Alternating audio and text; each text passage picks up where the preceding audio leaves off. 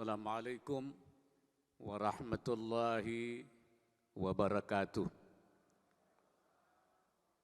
Bismillah walhamdulillah wassalatu wassalamu ala rasulillah wa ala alihi wa sahbihi wa mawala. Subhanaka la ilma lana illa ma 'allamtana innaka antal alimul hakim. Allahumma rzuqna al-ma'arif ar-rabbaniyah wal-lataif ar-rahmaniyah wal-asrar ar-rabbaniyah wal-waridatil ilahiyah wal-ulum al-laduniyah wa ballighna rutbatal ihsan wa wahdatal syuhud walhamdulillahi rabbil alamin.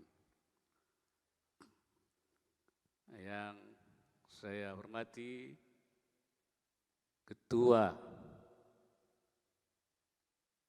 Mahkamah Konstitusi, para duta besar negara-negara sahabat dari Saudi Arabia, dari Maroko, dari Rusia, dari Palestina, dan yang lain-lain. Para kepala staf angkatan, wakil ketua Mahkamah Agung,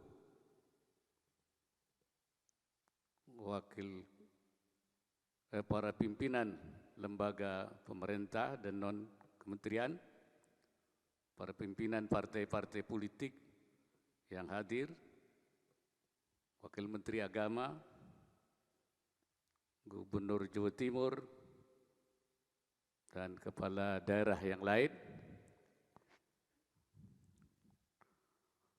para wakil ketua umum Majelis Ulama Indonesia dan pengurus pusat Majelis Ulama Indonesia, para pimpinan ormas Islam, hadirin dan tamu undangan yang berbahagia.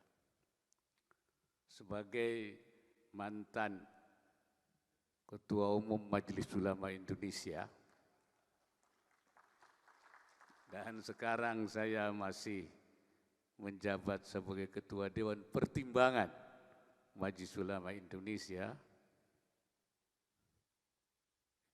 malam ini saya merasa bersyukur menghadiri milad Majelis Ulama ke-47. Bahkan saya menjadi wakil presiden justru pada saat saya menjabat Ketua Umum Majelis Ulama Indonesia.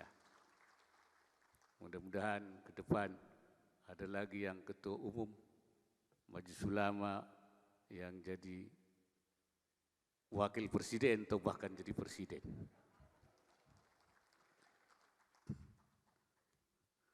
Usia 47 itu usia yang matang. Kalau menurut Al-Quran, usia yang matang itu dimulai ketika umur 40 tahun. Hatta idza balagha asyuddahu wa balagha 40 sanatan qala rabbi auzi'ni an ashkura ni'mataka allati an'amta 'alayya wa 'ala walidayya wa an a'mala salihan tardah wa aslih li fi dzurriyyati inni tubtu ilaika wa inni minal muslimin. Jadi ayat ini katanya diriwayatkan ini adalah turun berkaitan dengan sahabat Nabi Abu Bakar Siddiq. Beliau bergaul dengan Nabi ketika Nabi umur 20 tahun, Abu Bakar umur 18 tahun. Ketika Nabi umur 40 tahun, diangkat menjadi Rasul, salah seorang yang juga termasuk iman pertama, yaitu Abu Bakar Siddiq. Pada saat umur 38 tahun. Ketika beliau umur 40 tahun, selain beliau, orang tuanya Abi Quhafah, ibunya, anaknya, semua masuk Islam. Karena itu beliau mengatakan ketika dia umur 40 tahun, hatta idza arba'in qala rabbi auzi'ni an ashkura ni'mataka allati an'amta alayya. Ya Allah, berikan auzi'ni atau wafiqni, alhimni, supaya saya diberikan taufik untuk bisa bersyukur karena keluarganya semua menjadi masuk Islam. Wa an a'mala salihan tardah, dan supaya saya bisa berbuat saleh, amal saleh yang kau ridhai. Dan anak cucu saya juga dijadikan orang-orang yang terbaik. Saya kira dalam konteks MUI, maka ayat ini kita mengatakan ketika kita berumur termasuk 47 tahun, kita pantas mengatakan untuk mensyukuri nikmat ini kepada Allah. An ushkura ni'mataka allati an'amta alaina, yang kepada kita semua majlis ulama. Dan wa an a'malu salihah tardah, kita supaya majlis ulama untuk bisa lebih berbuat lagi, melakukan kerja-kerja kebaikan. Amal salih itu kerja-kerja kebaikan yang diridhai oleh Allah. Artinya meningkatkan kinerja kita setelah kita 47 tahun. Aslih li fi dzurriyyati, kalau dalam konteks MUI, supaya semua bagian-bagian MUI ini diberikan kemampuan untuk berkinerja dengan baik. Ya, beramal saleh. Semuanya, baik yang ada di pusat, yang ada di daerah-daerah, provinsi maupun kabupaten, semua sudah bisa bekerja, berkinerja lebih baik lagi. Saya kira itulah makna kita memperingati 40 tahun usia MUI. Karena itu saya berharap bahwa kinerja MUI ke depan terutama lebih meningkatkan visi MUI, baik yang menyangkut Shadiqul Hukumah sebagai mitra pemerintah maupun sebagai Khadimul Ummah, sebagai pelayan umat. Sebagai Shadiqul Hukumah, saya kira memang MUI sudah banyak berbuat dan pemerintah banyak memberikan apresiasi, termasuk juga ketika menghadapi COVID-19 kemarin ini dengan fatwa-fatwanya, baik yang menyangkut vaksinasi maupun juga pelaksanaan ibadah, sampai ada fatwa untuk membolehkan untuk tidak berjumat dalam rangka menjaga umat. Ini saya kira sesuatu yang memberikan dampak, walaupun memang pandemi ini belum hilang sampai hari ini. Karena hak-hak hamba itu, kalau menurut Syekh Nawawi, tuqaddamu huququl ibad ala huquqillahi ta'ala 'inda tazahumil huquq. Hak hamba itu didahulukan daripada hak Allah ketika terjadi terhimpitan hak itu. Ini Syekh Nawawi memberikan ini terkait dengan ayat wa ma rabbuka liyuhlikal qura bidzulmin wa ahluha salihun wa ahluha muslihun. Allah tidak akan menghancurkan satu kaum karena kemusyrikan, ay bidzulmin, ay bisyirkin, sepanjang penduduknya itu berbuat kebaikan.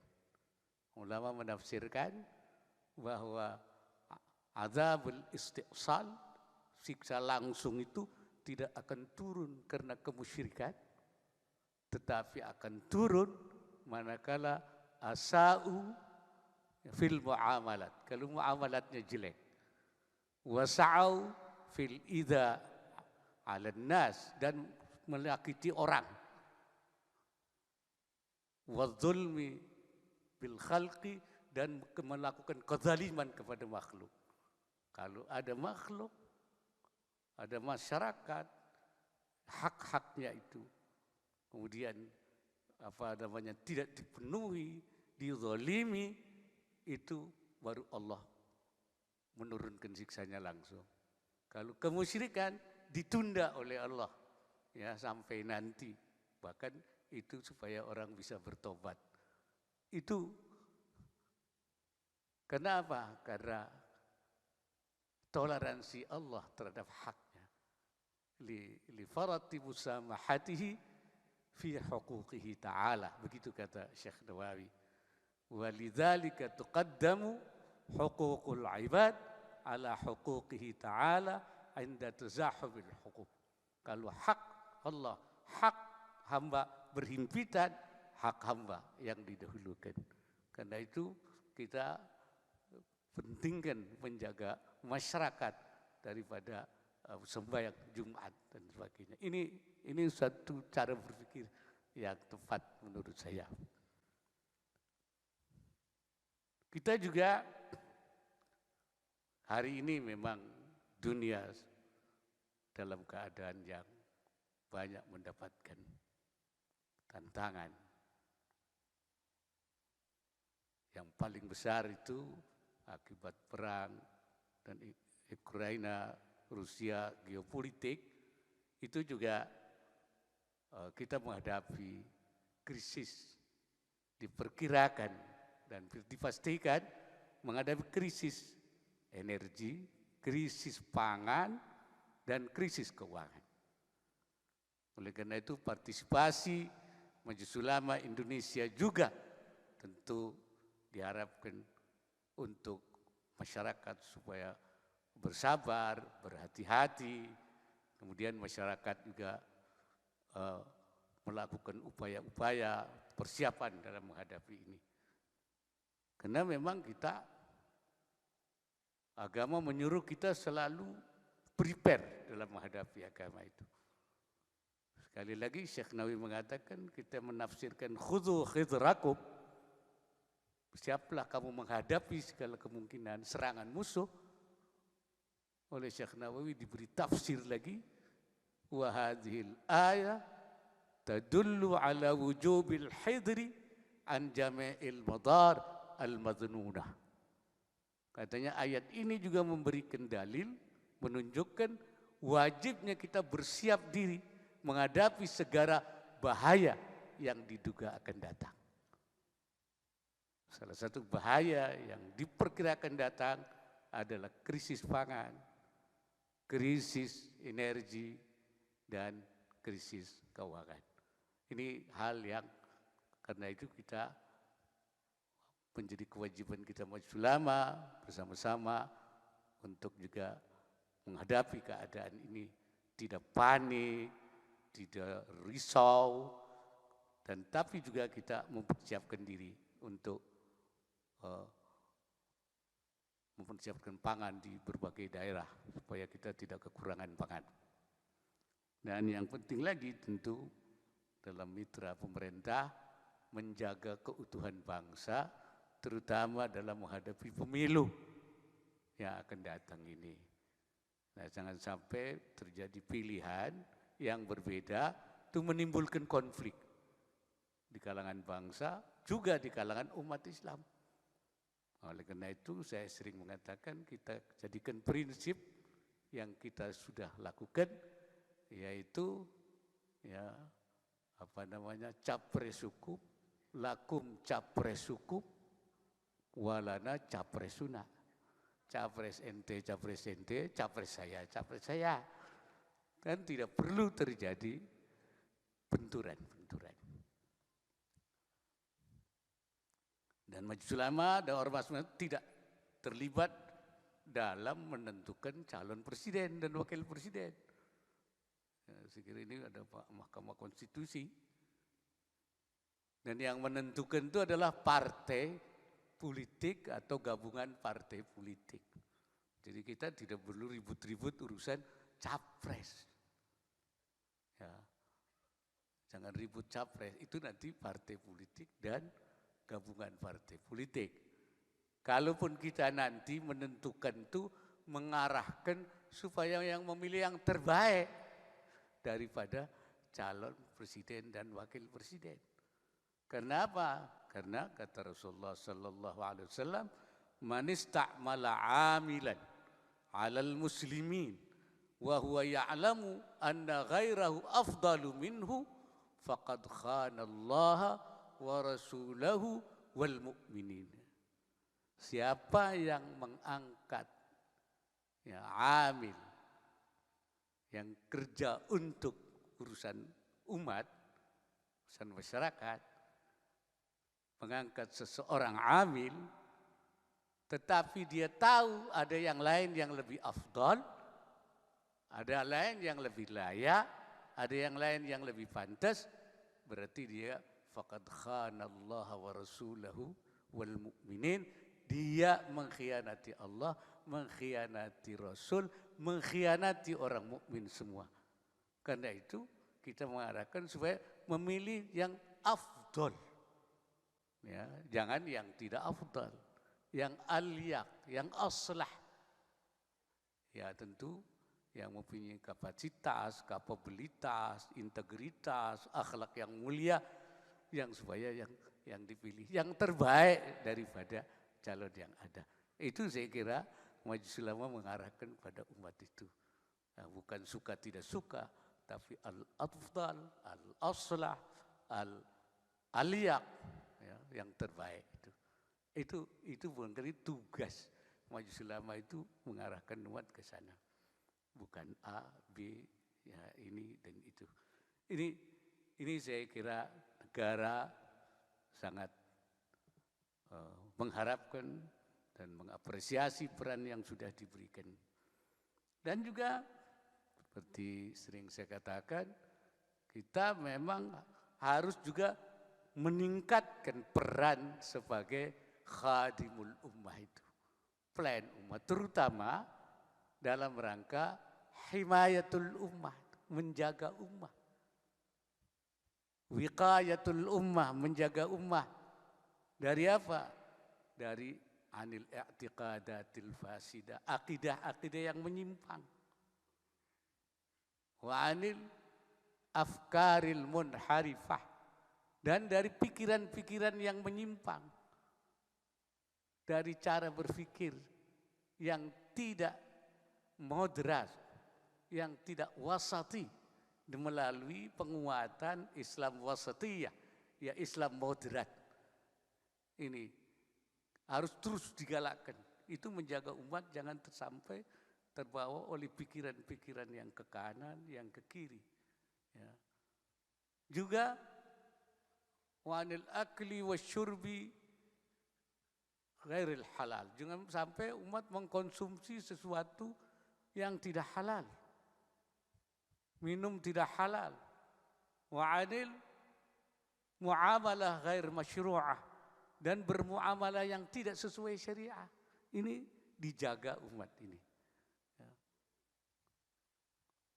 Seperti sering saya katakan bahwasanya harta itu ada yang mutakawwim, ada yang ghair mutakawwim. Harta itu menurut syariah itu ada yang bernilai dan ada yang tidak bernilai. Nah, yang bernilai itu seperti apa? Yang bernilai itu yang ma yajuzu intifa'uhu 'indal ikhtiyar. Boleh memanfaatkannya pada waktu normal. Oleh agama dibolehkan, dihalalkan dalam waktu normal. Tapi kalau dalam waktu tidak normal, itu tidak ukuran. Sebab yang haram pun dalam tidak normal jadi boleh karena darurat. Jadi kalau darurat itu boleh, itu bukan mal mutakawwim, bukan harta yang bernilai. Ini saya kira ini menjadi supaya kita. Oleh karena itu saya minta supaya ada af'al hibaiyah, af'al wiqaiyah, kerja-kerja perlindungan, kerja-kerja untuk terus ditingkatkan dalam rangka menjaga umat ini dari had. Karena itu dalam beberapa rapat yang lalu saya minta supaya ada pusat dakwah Islam yang dilakukan oleh Majelis Ulama yang menghimpun seluruh dai dari ormas-ormas maupun juga dari lembaga-lembaga menjadi satu kegiatan dakwah yang terkoordinasi dan terintegrasi supaya arahnya sama, ya arahnya sama. Tadi Tua Panitia sudah melaporkan, oh ini sudah dilakukan lagi. Nah yang kedua yaitu dalam rangka taqwiyatul ummah, penguatan umat ini. Ya, supaya umat ini menjadi kuat. Karena al-mu'minul qawiyyu khairun minal mu'minil dhaif. Mukmin yang kuat itu lebih baik daripada mukmin yang lemah. Sehingga dia tidak membebani, tapi memberikan kontribusi yang besar terhadap bangsa dan negara. Ya. Kita Indonesia ini sebenarnya Allah jadikan negara yang makmur.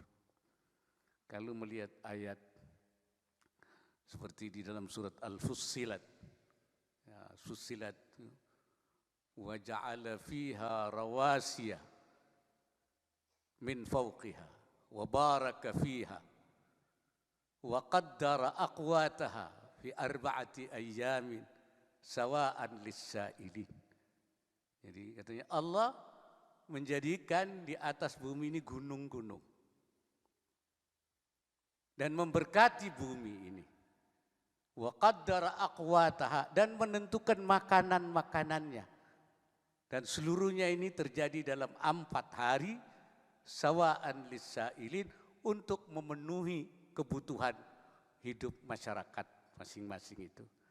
Yang menarik itu oleh Imam At-Tabari ditafsirkan wa qaddara aqwataha itu wa qaddara fi kulli bil baldatin minha ma lam yaj'alhu fil akhari minha lima'ashi ba'dihim min ba'din bitijarati min baldatin ila baldatin. Artinya apa? Allah menjadikan dalam satu negara itu makanan-makanan yang tidak ada di negara lain. Untuk memberikan penghidupan kepada sebagian manusia melalui proses perdagangan bitijarah min baldatin ila baldatin, dari satu negara ke negara yang lain. Nah, saya bilang kalau ayat ini, kalau menurut tafsirnya Imam At-Tabari itu, ini ayat ini Indonesia banget. Betul, Indonesia ini kita mempunyai banyak sekali produk-produk ya pertanian, produk-produk perhutanan, produk-produk kelautan, bahkan pertambangan yang tidak ada di negara lain. Bahkan seperti rempah-rempah, dulu orang Eropa datang ke sini mencari rempah-rempah sampai menjajah kita ratusan tahun.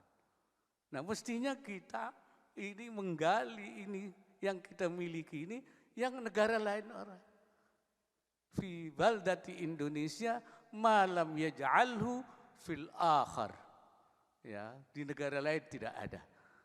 Nah, tapi kenapa ini masih belum kita bisa gali? Nah, kalau saya bilang ini kita kekurangan hamzah wasal namanya. Tahu hamzah wasal?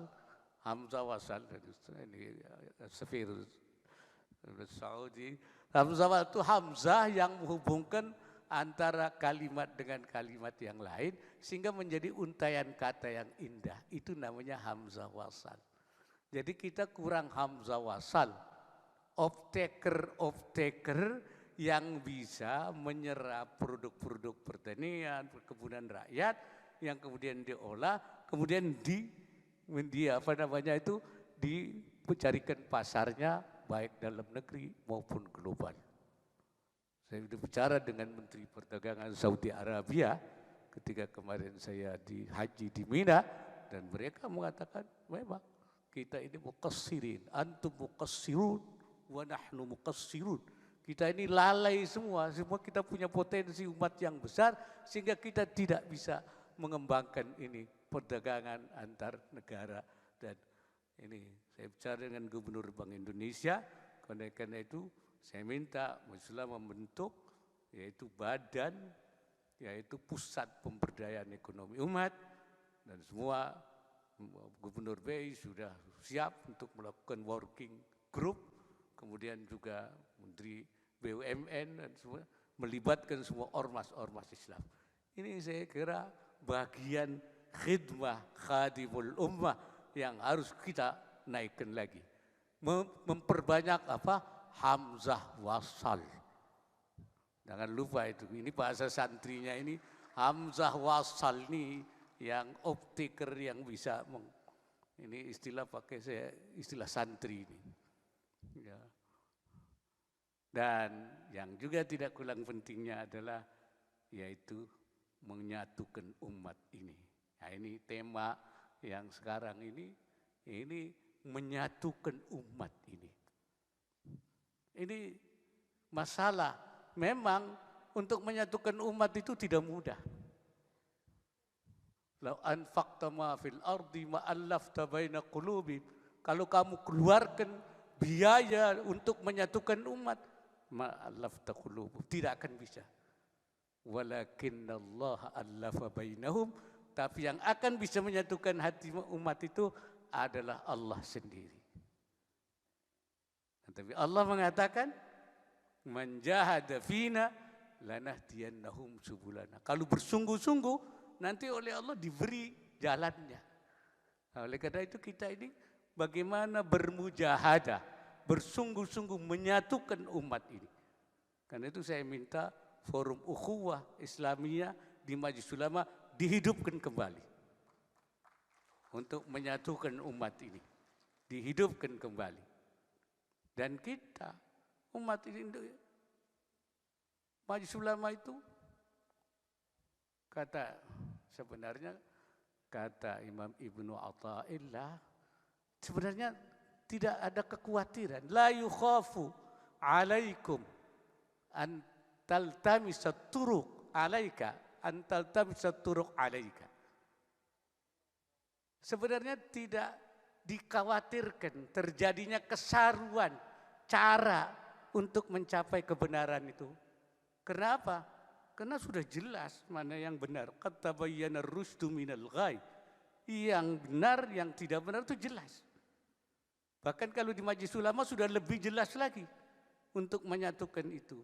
Yaitu dengan dua prinsip yang kita hukumkan, taswiyatul manhaj wa tansiqul harakah.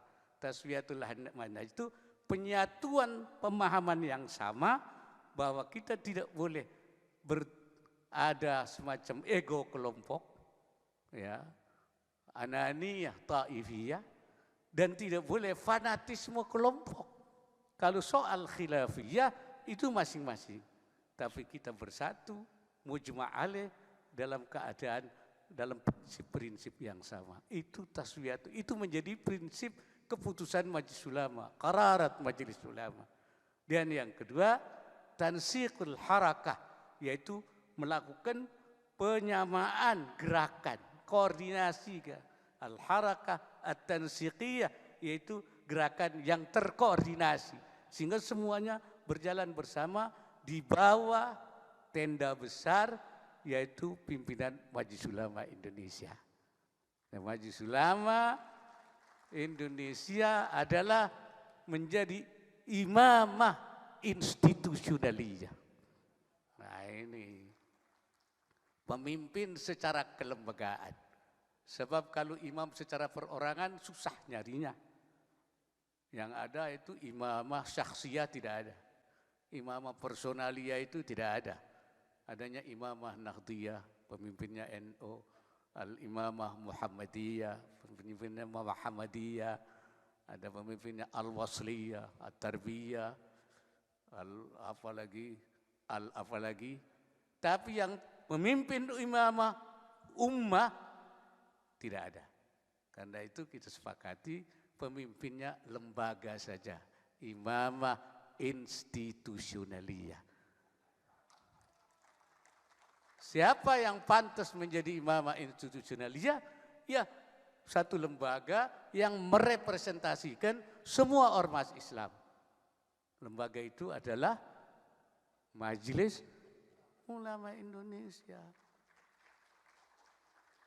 Kata Imam Ibnu Athaillah, la yukhafu alaika an taltamisa at-turuq,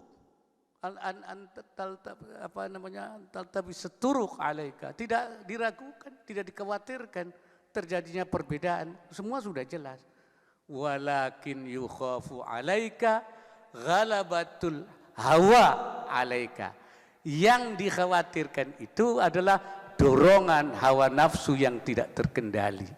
Nah ini kalau sudah bicara nafsu sulit menyatukannya. Oleh karena itu kesampingkan ini. Yaitu apa yang saya sebut tadi, ananiyah ta'ifiyah, ego kelompok, asabiyah ta'ifiyah, fanatisme kelompok, kesampingkan.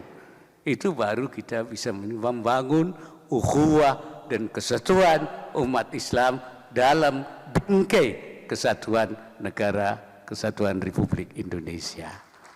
Saya kira jelas, saya kira ini prinsip-prinsip kita sudah ada, dasarnya sudah ada. Karena itu saya minta forum ukhuwah Islamiyah dihidupkan kembali dalam rangka menyatukan ini. Ini apa namanya, kita ulang tahun ini harus meningkatkan wa an a'mala salihan tardahu, baik di dalam apa namanya sebagai sadiqul hukumah, mitra pemerintah, maupun sebagai khadimul ummah. Dan pemerintah sangat berharap bahwa partisipasi dan kemitraan Majelis Ulama itu akan terus diberikan, tidak hanya ketika pandemi, tapi kita juga ketika menghadapi krisis-krisis seperti krisis pangan yang mungkin datang, yang madzununah, ya ini, ya itu kemudian al-madar, al-matnunah, bahaya yang diduga-dugakan juga, dan juga dalam rangka kita menjaga keutuhan umat, keutuhan bangsa, dalam rangka menjaga pemilu, pilpres yang akan datang. Barangkali itu yang dapat saya sampaikan dalam kesempatan yang mulia ini. Mudah-mudahan ada manfaatnya. Aqulu qawli hadza wa astaghfirullahal azim. In uridu illa al-islah wa ma taufiqi illa billah. Wallahu al-muwaffiq ila aqwamit thariq. Wa billahi at-taufiq wal hidayah. Wassalamu alaikum warahmatullahi wabarakatuh. Waalaikumsalam.